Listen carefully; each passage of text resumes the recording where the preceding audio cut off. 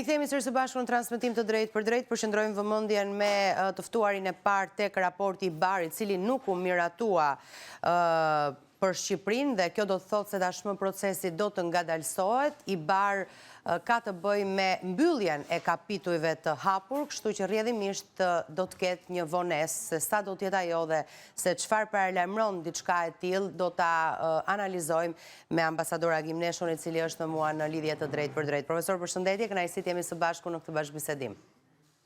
Kënaqësia ime, Ola. Ky është një lajm i keq për Shqipërinë?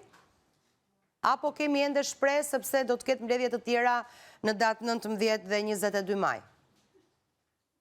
Në fakt është lajm i keq për Shqipërinë, por ne duhet ta bazojmë gjithë ecurinë e procesit të integrimit evropian nga vullneti politik që duhet kemi ne për të realizuar të gjitha ato kërkesa që e bëjnë të mundur që Shqipëria të bëhet sa më shpejt antare e Bashkimit Evropian.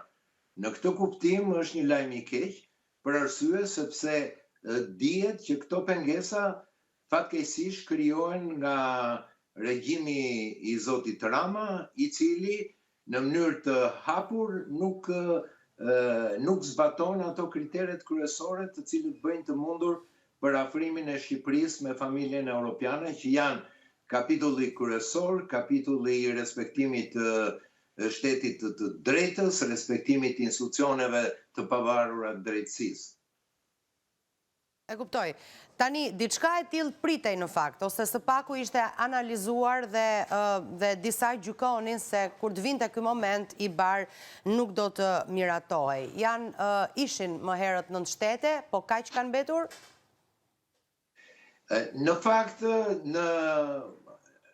në njoftimet gjysmëzyrtare, sepse neve nuk kemi asnjë njoftim që qeveria shqiptare duhet ishte transparente dhe hapur përpara popullit dhe opinionit publik shqiptar, dim që kanë ngritur një problematik serioze, kanë kërkuar përgjigje nga Komisioni Evropian, sidomos për veprimtarinë e institucioneve të drejtësisë, sidomos Gjermania, Polonia, Hollanda dhe shtetet tjera, por janë një sër shtetesh të cilët po insistojnë atë problematik që sot është e dukshme që shteti shqiptar është shumë larg pranimit të gjitha atyre standardeve që Bashkimi Evropian kërkon.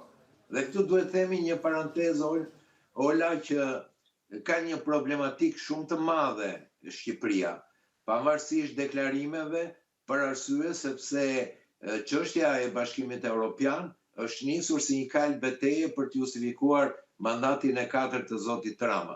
Prandaj, në këtë kuptim, Shqipëria ishte e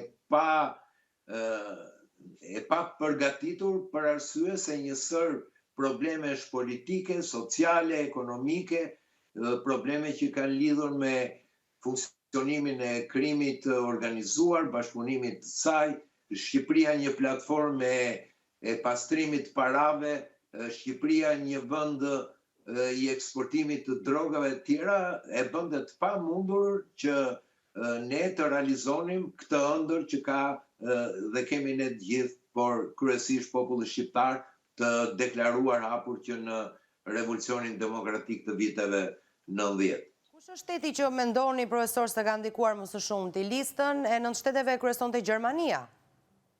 Sigurisht Gjermania, po duhet kemi parasysh, Ola, që Gjermania është lokomotiva kryesore, shteti i cili jep tonë edhe Bashkimit Evropian, nuk mund kaloj asnjë gjë pa miratimin e Gjermanisë, për më tepër që Gjermania është edhe vendi lider i cili mbikëqyr dhe përkrah procesin e integrimit, procesin e Berlinit dhe integrimit Ballkanit Perëndimor në vendet europiane. Në pjesën tjetër të Europës ka entuziazëm, ka skepticizëm, ka tjera, por Gjermania është tepër e fokusuar në problemet për integrimin e Ballkanit Perëndimor, është një sfidë e saj, por nga ana tjetër edhe një rajon që përbën një nga influencat kryesore të Gjermanisë sot në Europë. Tani, nga momenti kur këto 9 shtete nuk I dhanë dritën jeshile Shqipërisë dhe deri tek momenti kur nuk u miratua raporti i BAR. U tha se kjo kohë do të shërbente për të grumbulluar këto shtete informacione më të detajuara në lidhje me vendin tonë. Ju si mendoni, informacionet e grumbulluara kanë qenë jo të mira, apo ata e kishin vendosur të mos e miratoni raportin e i BAR? Kam parasysh këtu edhe adresimet e mëhershme ndaj Shqipërisë me në krye Gjermaninë. Në fakt, sinteza ju e qëndron, Ola, edhe unë mendoj që është kjo e dyta, që ata i kishin me kohë faktet. Ne kemi dëgjuar deklaratat në Parlamentin Evropian, kur një nga kryesuesët e delegacionit, një deputet gjerman, ka deklaruar pas zgjedhjeve të 11 majit që në Shqipëri nuk mundësohet rotacioni politik i nevojshëm si një proces normal demokratik për arsye që nuk e lejon krimi organizuar, një problematik e gjërë e fenomeneve negative që po ndodhin sot në Shqipëri janë të njëjtura për vendet e Bashkimit Evropian, por gjithmonë është parë me pozitivitet çështja që duhet nga ana gjeopolitike që ky rajon të integrojë sa më shpejt në Bashkimin Evropian, se vetë Bashkimi Evropian nuk mund të lejojë një vrim të zezë që të përdoret nga influencat e shteteve tjera jo europiane brenda kufive gjeografik të Europës. Prandaj, realiteti djej kishte një besim që europianët justifikonin ecurinë e Shqipërisë drejt Europës duke patur parasysh që do të kishin një kontroll në thonjza me anë të procesit të drejtësisë, një drejtësi e pavarur, e cila do të bënte të mundur që fenomenet negative të shprehura dhe të zbatuara nga regjimi i Ramës do të kishin mundësi që të kontrolloheshin për të përafruar me standardet dhe vlerat europiane.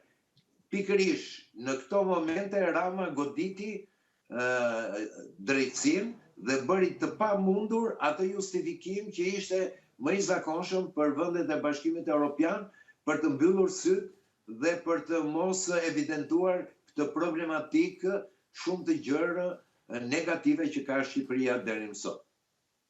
Çfarë mendoni ju se do të ndodhë në datë 19 dhe 22 maj? Pra mund të ketë një kthim për mirë, apo janë mbledhje rutinë këto që do të vazhdojnë pastaj? Në fakt ka një shtyrje e cila është brenda këtij viti, nuk mendoj që mund mos arrihen kompromise, por këto kërkojnë atë që thash më përpara, një vullnet politik. Çështja është e seriozitetit të këtij procesi që nuk po mirret nga ana e qeverisë shqiptare, për arsye sepse vetë zoti Rama është mësuar që antarët e kabinetit tij të kapur në korrupsione, t'ja japi dhe t'ja flaki drejtësisë atëherë kur i intereson atij. Çështja Balluku është çështja Rama. Në këtë kuptim ai e bllokoi procesin e integrimit për arsye se vjen pikpyetje ajo gjë që Rama nuk negocion, e ka të panegociueshme. Çështjen e personalitetit të tij edhe vazhdimit për një periudhë të gjatë në qeverisjen e Shqipërisë. Pra, këtu kemi një kontradiktë të madhe që e bën akoma më të pamundur pikërisht që Shqipëria me këtë elitë qeverise, me këtë elitë të papërgjegjshme për gjitha proceset e dura dhe procesin e integrimit evropian, sigurisht e bën të pamundur që Shqipëria të integrohet në Bashkimin Evropian. Por a do ketë një kompromis për Ajbarin, por kjo nuk e zgjidh problemin. Mund të jetë Rama që të takoj liderët europianë, mund të thotë që unë do ta sakrifikoj dhe këtë, do ta e kam hequr Ballukun nga postet drejtuese, por fshihet ai elementi që është kryesori, që shteti shqiptar është i kapur, që institucionet që mund të bëjnë balancën e pushteteve në Shqipëri nuk funksionon.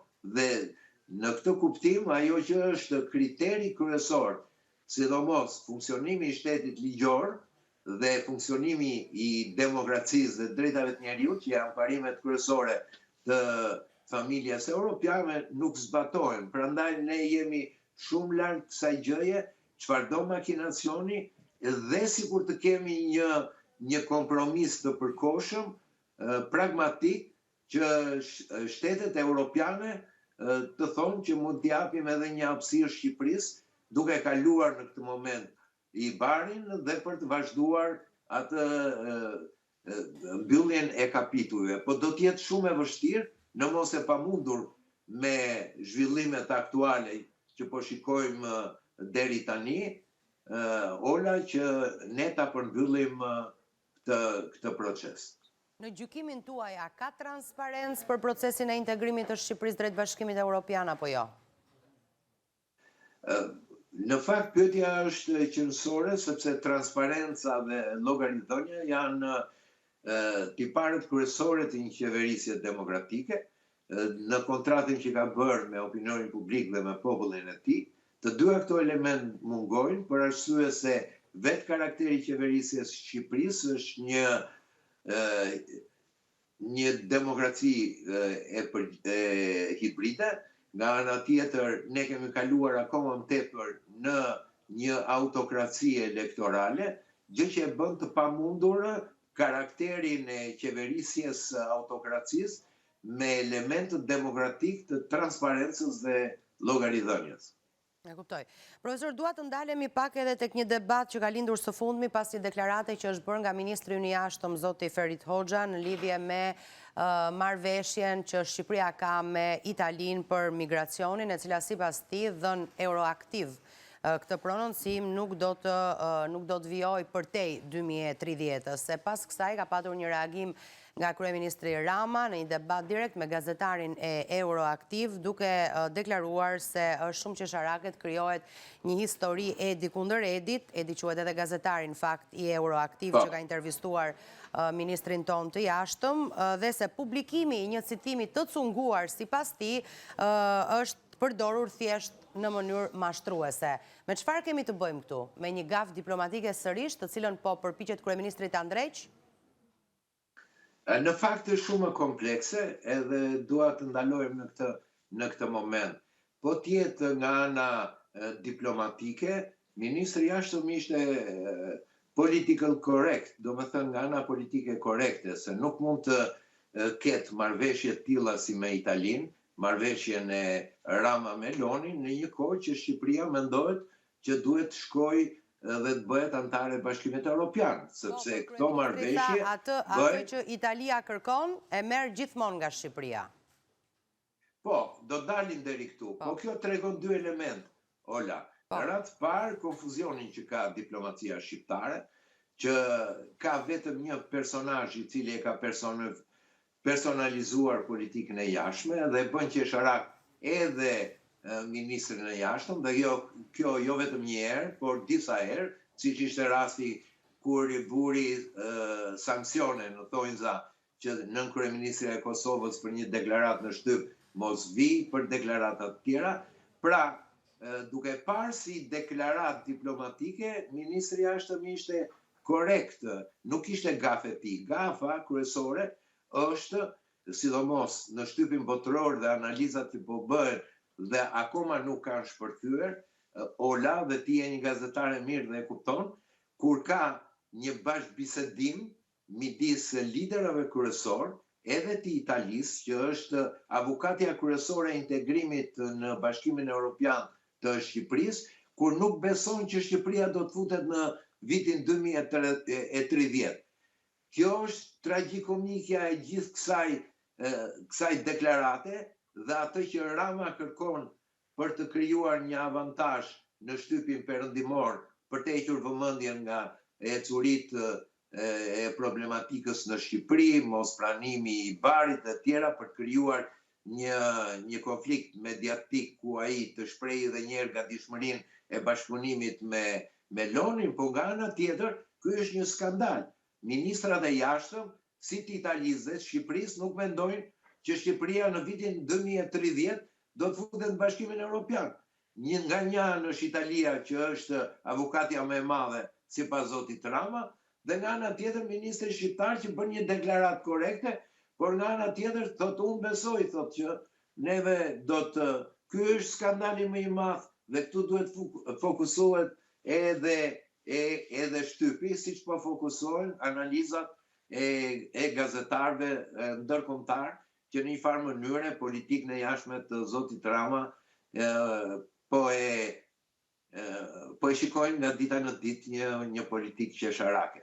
Sepse thelbi i krijimit të këtyre zonave eksterritoriale nënkupton që këto vende nuk do bëhen kur pjesë e Bashkimit Evropian, se ku vajten. Domethënë, emigrantët e palishëm të Europës do të kalojnë në vende të tjera dhe për këtë është rënë dakord.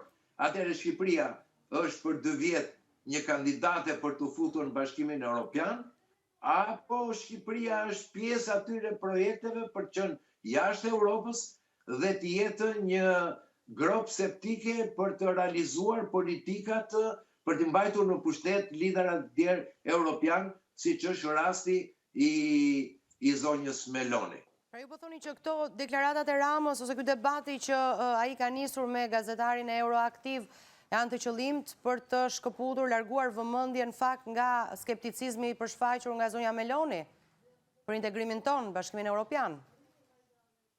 Janë të dyja bashkë. Në radhë të parë, zoti Rama nuk e di çfarë kërkon, për arsye se unë mendoj që ai asnjëherë nuk e ka besuar që Shqipëria mund të futet në Bashkimin Evropian, e përdor këtë vetëm në pjesë të propagandës dhe demagogjisë të tij për gjetur një formulë tjetër në 2029 kur mos pranohet. Ai ka filluar ta shprehë që tani që me Komisionin Evropian jemi dakord për vendet anëtare, të cilat janë ata që do t'japin votbesimin që Shqipëria të bëhet anëtare dhe nuk është Komisioni Evropian, një grup i cili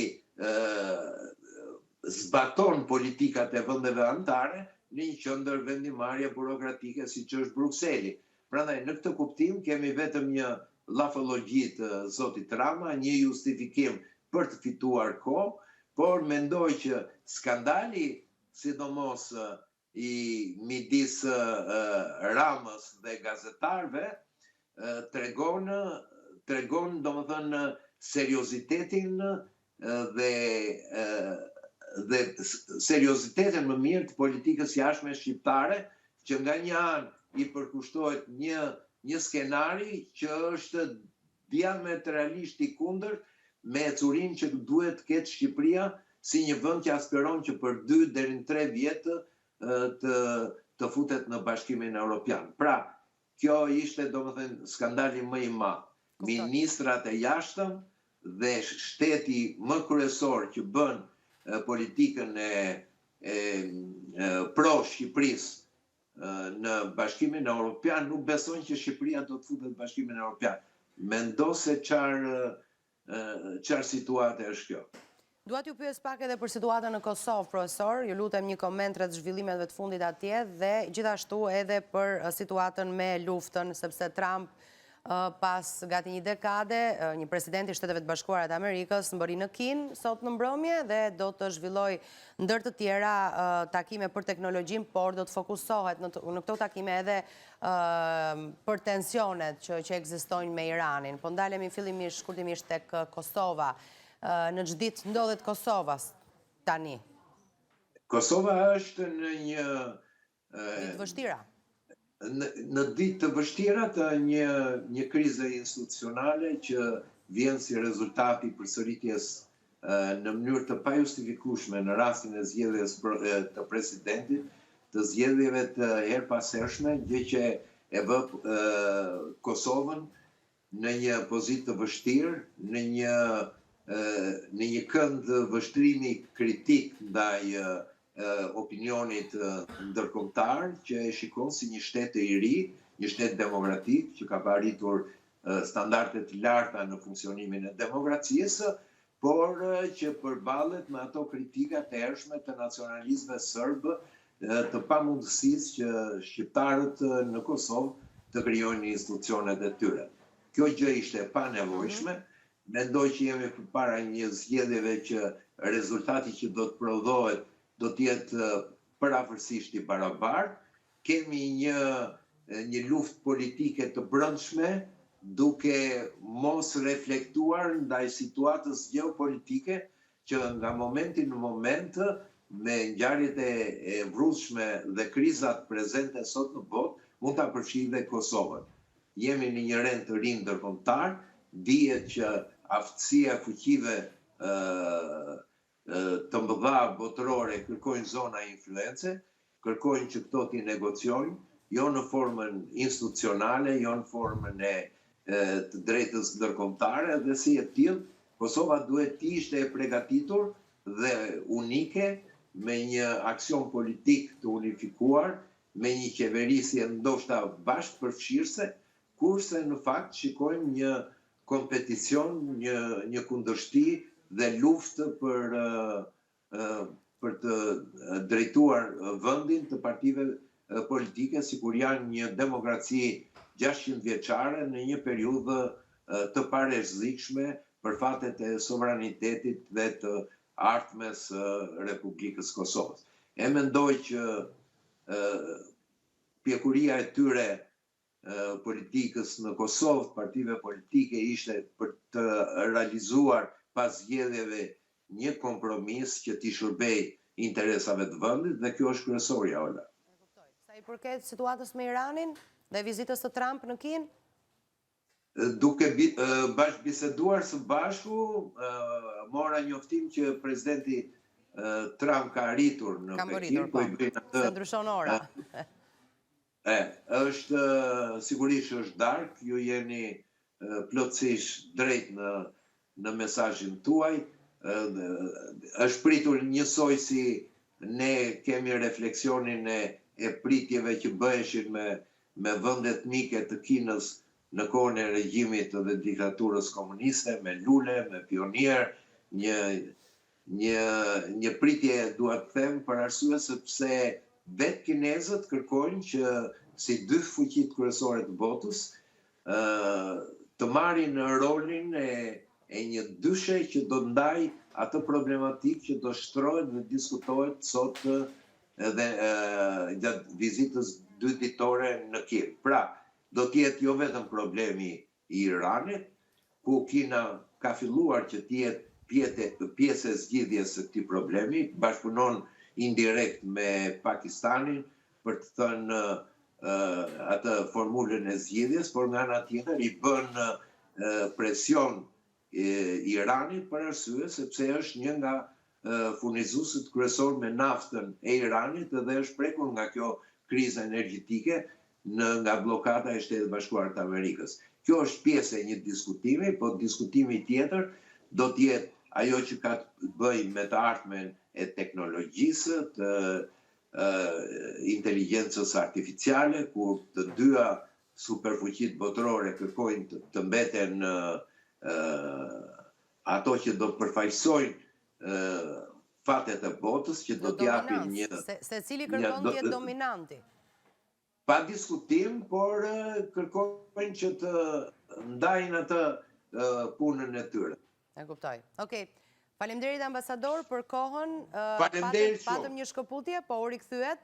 Besoj e zauruam edhe çështjen e fundit. Ju falenderoj vërtet për kohën dhe për të gjithë analizën që na dhat. Do të bëjmë një shkëputje publicitare tani, do të rikthehemi me të ftuarin e dytë pas pak.